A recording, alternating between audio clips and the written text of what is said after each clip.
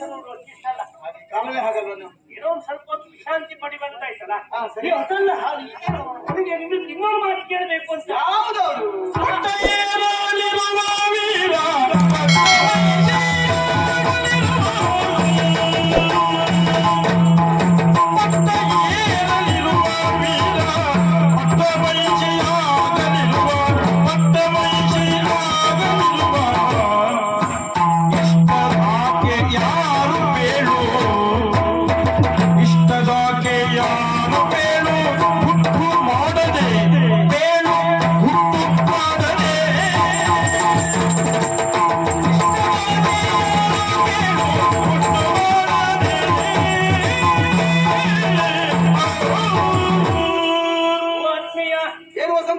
ಯಾಕೋ ಏನು ವಿಶ್ರಾಂತಿ ಪಡೆದ ಸಂದರ್ಭದಲ್ಲಿ ಕುತೂಹಲ ಕೆದರಿ ಒಂದೆರಡು ಮಾತು ಕೇಳಬೇಕು ಅಂತ ಆಸೆ ಆಗ್ತಾ ಇದೆ. ಆಯ್ತು, ಕೇಳೋ.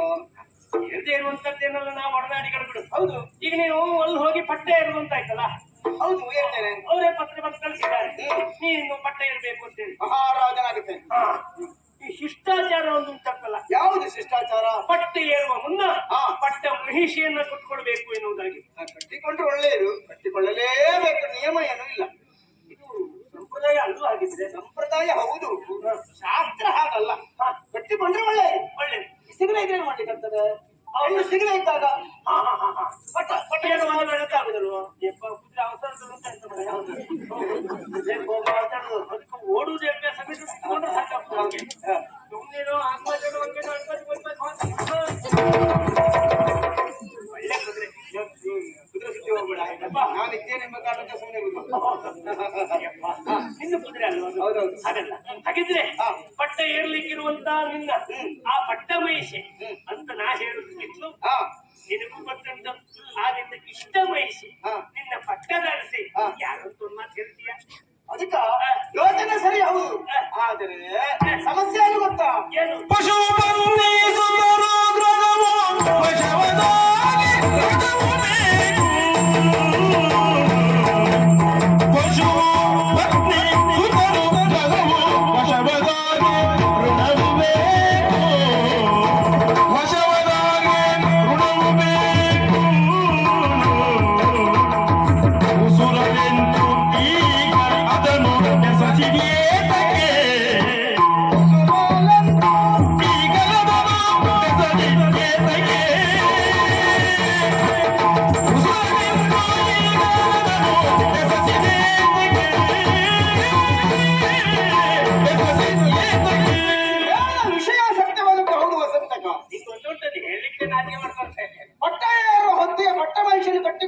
ಒಂದು ಶಿಷ್ಟಾಚಾರ.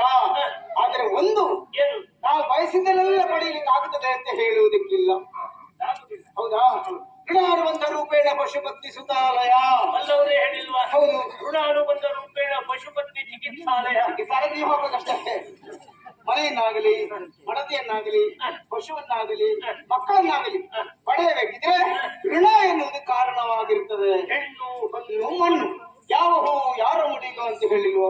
ನಾವು ಯಾವುದನ್ನು ಪಡೆಯುವಂತ ಯೋಗ ಇರ್ತದೋ, ಭಾಗ್ಯ ಇರ್ತದೋ ಅದು ಖಂಡಿತ ಸಿಕ್ಕೇ ಸಿಗುತ್ತದೆ ಎನ್ನುವಂತ ವಿಶ್ವಾಸದಲ್ಲಿ ನಾವು ಇರಬೇಕಾಗುತ್ತದೆ. ಹಾಗಾಗಿ ಈಗ ಮದುವೆ ಆಗದೆ ಇರುವುದಕ್ಕಾಗುವುದಿಲ್ಲ, ಮದುವೆ ಆಗಬೇಕು. ನನ್ನನ್ನು ಮದುವೆ ಆಗುವಂತ ಹುಡುಗಿ ಯಾರೋ ಎಲ್ಲಿದ್ದಾಳೋ ಆ ಕುರಿತಾಗಿ ನಾನು ತಲೆ ಕಾಯಿಸಿಕೊಂಡಿದ್ದಿಲ್ಲವೇ ಇಲ್ಲ. ಅದೆಲ್ಲ ಪುಣ್ಯ ಅಂತ ನಾನೇ ಮದುವೆ ಕುರಿತಾಗಿ ತಲೆ ಕಾಯಿಸಿಕೊಳ್ಳಿಲ್ಲ. ನೀನ್ ಯಾಕೆ ಕೇಳ್ತಾ ಇದ್ದೀವಿ ಇವತ್ತು ಅಂತ ನನಗೆ ಅರ್ಥ ಆಗಲಿಲ್ಲ. ತಲೆ ಬಿಸಿ ಮಾಡಿಕೊಳ್ಳುವ ಅಗತ್ಯವೇ ಇಲ್ಲ, ಗೊತ್ತಾಯ್ತು.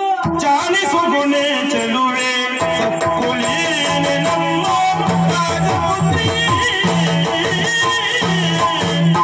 ಜಾಣಿಸುಗುಣೆ ಚೆಲುವೆ ಸತ್ಕುಲೀನೆ ನಮ್ಮ ರಾಜಪುತ್ರಿ. ಸತ್ಕುಲೀನೆ ನಮ್ಮ ರಾಜಪುತ್ರಿ. ನೀನು ಒಲಿಸೆ ಶುಭವದವನು ಏನನ್ನುವೆಯೋ. ನೀನು ಒಲಿಸೆ ಶುಭವದವನು ಏನನೆಂಬೆಯೋ. ನೀನು ಒಲಿಸೆ ಶುಭವದವನು ಏನನೆಂಬೆಯೋ.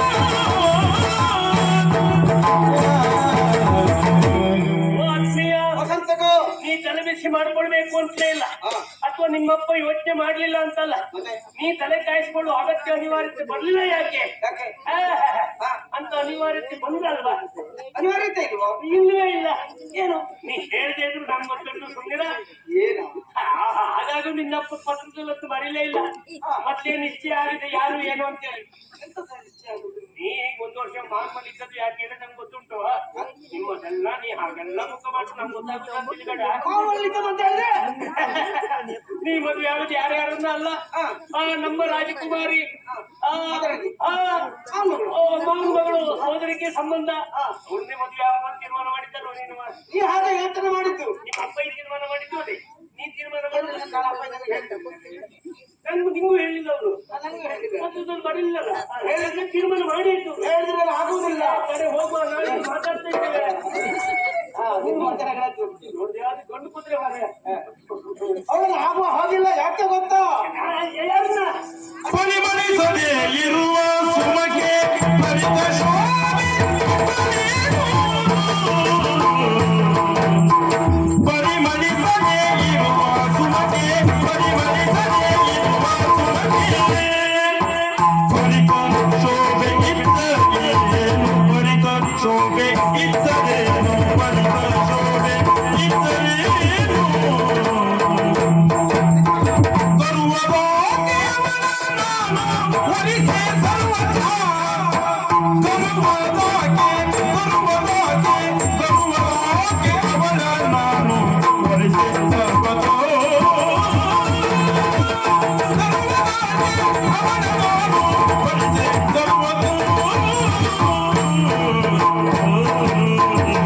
ಪೀಠಿಕಾ ಪ್ರಕರಣ ಯಾಕೆ?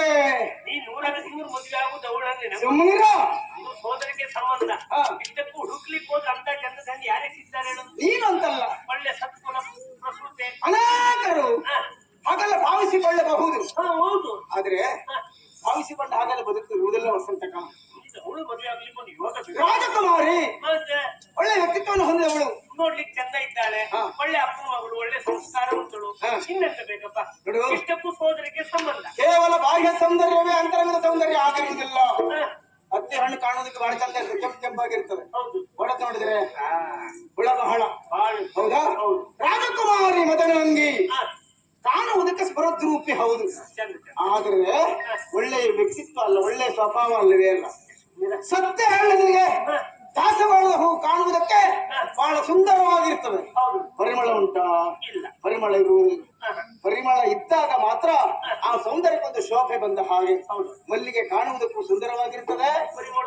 ಪರಿಮಳವು ಆಕ್ರಮಿಸುವುದಕ್ಕೆ ಸುಯೋಗ್ಯವಾಗಿರ್ತದೆ. ಹೌದು. ಪರಿಮಳಿಸದೇ ಇರುವಂತಹ ಸುಮವನ್ನು ಯಾರು ಗೌರವಿಸ್ತಾರೆ ಹೇಳು? ಗೌರವಿಸುವುದಿಲ್ಲ.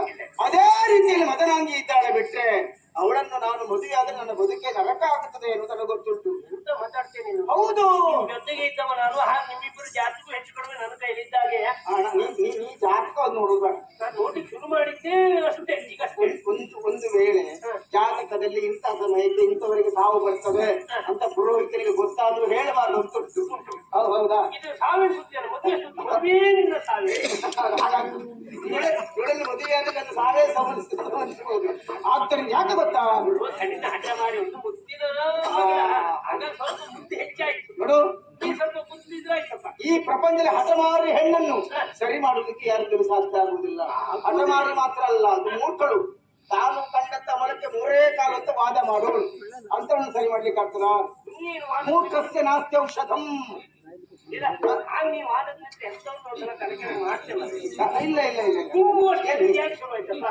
ಕೆಲವು ಸಲ ಹಾಗೆ ಅವರು ಹಾಗೆಲ್ಲ ಹೇಳಿದ್ರೆ ಮೊಲಕ್ಕೆ 3 ಕಾಲು ಅಂತ ವಾದ ಮಾಡೋದು ಏನ್ ಹೇಳ್ಬೇಕು ಗೊತ್ತುಂಟಾ? ಒಂದು ಕಾಲ ಕೊಡದೆ ಅಲ್ಲ, ಹೌದು ಅಂತ ಒಪ್ಪಿಕೊಳ್ಬೇಕು. ಹೌದು, ಇಲ್ಲದೆ ಇದ್ರೆ ತಮ್ಮದೇ ಸರಿ ಅಂತ ವಾದ ಮಾಡ್ತಾರೆ. ಸುಮ್ಮನೆ ಸಮಯ ವ್ಯರ್ಥ ಆಗುತ್ತದೆ ಬಿಟ್ರೆ ಮತ್ತೆ ಪರಿಹಾರ ಸಿಗುವುದಿಲ್ಲ. ಯಾವ್ದು ಹೇಳಿದ್ರೆ ಸ್ವಭಾವ ಹೀಗಿರ್ಬೋದು. ಹಠಮಾರಿ ಹೆಣ್ಣು ನನಗನ್ಸಿದ್ದು ನೋಡು, ನೀ ಇಬ್ಬರು ಮದುವೆ ಆದ್ರೆ ಖಂಡಿತ ನಿನಗೆ ಒಳ್ಳೇದಾಗ್ತದೆ. ಕೆಲವೊಮ್ಮೆ ಜೀವನ ಹೇಗಿರ್ತದೆ ಗೊತ್ತುಂಟಾ? ನೋಡು, ಎಷ್ಟೋ ಜನರು ನೋಡು ಬರೀ ಮದುವೆ ಮೊದ್ಲು ಹೇಗಿದ್ದ, ಮದುವೆ ಅಂದ್ರೆ ನೋಡ ಹೇಗಾದ ನಟು ಕುಡುಕನಾಗಿದ್ದೆ ಮದುವೆ ಮೊದಲು. ಮದುವೆ ಆದ್ಮೇಲೆ ಎಲ್ಲ ಬಿಟ್ಟು ಸರಿಯಾದ ಅಂತ ಹೇಳುದಿಲ್ವಾ? ಹೀಗೆ ಬದಲಾಗುವುದು ಕಾಲ ಅಂತ ನೋಡ್ತೇನೆ. ಆದ್ರೆ ಒಂದು ಸಲ ನಿನ್ನ ನೋಡು ಮದುವೆ ಆದ್ರೆ ಮುಂದೆ ನೀನೇ ಬದಲಾಗಬಹುದು ಅಥವಾ ಅವಳೇ ಬದಲಾಗಬಹುದು. ನನ್ನನ್ನೇ ಬದಲಾವಣೆ. ಹಾಗಾದ್ರೆ ಒಂದು ಕುರಿ ಆಯ್ತು. ಮೊದಲು ಹುಡುಗನಾಗಿದ್ದ ಹೌದಾ ಆ ಗುರುತು ಹೋಗುವುದಿಲ್ಲ. ಅದು ಹೋಗಿ ಗೋಡೆಗೆ ಹೊಡೆದ ಮೊಳೆಯನ್ನು ಕಿತ್ತು ತೆಗೆದ್ರು ಮೊಳೆ ಹೊಡೆದ ಕಲೆ ಹಾಗೆ ಇರುವುದು. ಆ ಕಲೆ ಇರಬಾರ್ದು. ಮಣ್ಣು ಮೆತ್ತಿದ್ರು ಮೊದಲು ಹಾಗಾಗ್ತದ. ಒಡಪು ಕನ್ನಡಿಯನ್ನು ಜೋಡಿಸಿದ್ರೆ ಒಡಪು ಕನ್ನಡಿ ಆದಿದ್ದು ಶುದ್ಧ ಕನ್ನಡಿ ಆಗ್ತದ ಆಗುವುದಿಲ್ಲ. ಆದ್ದರಿಂದ ಅವಳನ್ನು ನಾನು ಮದುವೆ ನನ್ನ ಬದುಕು ಒಡಪು ಕನ್ನಡಿ ಹಾಗಾಗ್ತದೆ. ಮದುವೆ ಆಗುವ ನನಗೆ ವಿಷಯ ಒಂದು ಮಾರ್ರೆ. ಅದಾ? ನನಗೆ ಅಂತ ನನ್ನ ಜೊತೆಲಿ ಬರ್ತೇನೆ ಪಟ್ಟಾಭಿಷೇಕ ನೋಡುವ ಅಂತ ಹೇಳಿದ ಹೌದಾ? ಒಂದು ಮದುವೆ ಊಟ ನೋಡ್ಬೋದು ಮತ್ತೊಂದು ಮತ್ತೆ ನಿನ್ನ ಮಾತಿಗೆ ಪ್ರಸಂಗ ಪೂರ್ಣ ಉಸ್ತುವಾರಿ ಮಾಡಿ ಅವನು ಹೊರಗಿದ್ದಂತ ನೀವು ಅದೆಲ್ಲ ಮಾಡಬೇಡ ಹೌದಾ? ಹಾಗಾಗಿ ಅವಳ ಯೋಚನೆ ಮಾಡಬಾರ್ದು. ಆಗಲ್ಲ. ನೀ ಯಾಕೋ ಅವಸರದಲ್ಲಿ ಯೋಚನೆ ಮಾಡಿ ಇನ್ನೊಂದ್ಸಲ ಬೇಕಾದ್ರೆ ಯೋಚನೆ ಮಾಡಿ ನೋಡು. ಮದುವೆ ಆದ್ರೆ ಮತ್ತೆ ಯೋಚನೆ ಆಗ ಮಾಡಬೇಕು. ನಂಗೆ ಎಂತ ಲಾಭ ಎಂತ ಇಲ್ಲ. ನಾವೇನ್ ಜೀವನ ನಡಿ ಕುತ್ಕೊಂಡು ಊಟ ಮಾಡ್ಲಿಕ್ಕಿಲ್ಲ ಎಂತ ಇಲ್ಲ. ನನ್ನ ಕೆಲಸ ಹೀಗೆ ಮತ್ತೆ ಎಂತ. ಹೌದಾ? ಹೌದು, ನೀವು ಹಾಗೆಂತ ಹೇಳಿದ್ರೆ ಬೇಡ. ಒಂದು ವೇಳೆ ಕುಳಿತುಕೊಂಡು ಊಟ ಮಾಡುವ ಪರಿಸ್ಥಿತಿ ಗೊತ್ತಾಗಿ ಬಂದರೆ ಮತ್ತೆ ವಾಹನ ನಿಮ್ಗೆ ಎಂತ ಲೆಕ್ಕ?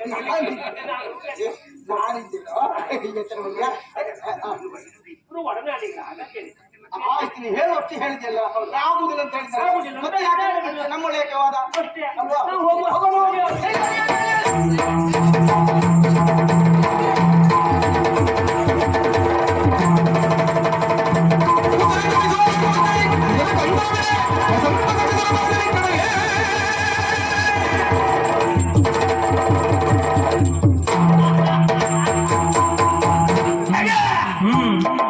ಏನಿ ಬ್ರಾಹ್ಮಣ ಕುಮಾರ ಹೆದರ್ಕೊಳ್ತಾಳೆ ಅಂತ ಅವಳು ಮಾಡ್ಕೊಂಡು ಅಲ್ವಾ? ಇವೇನು ತಿಳ್ಕೊಂಡ? ಎಷ್ಟು ಹೇಳಿದ್ರು ಇವತ್ತು ಕೇಳಲಿಲ್ಲ. ಅನಿವಾರ್ಯ ನನಗೆ. ನಾನು ಬದುಕುವುದು ಮುಖ್ಯ ಅಲ್ಲ.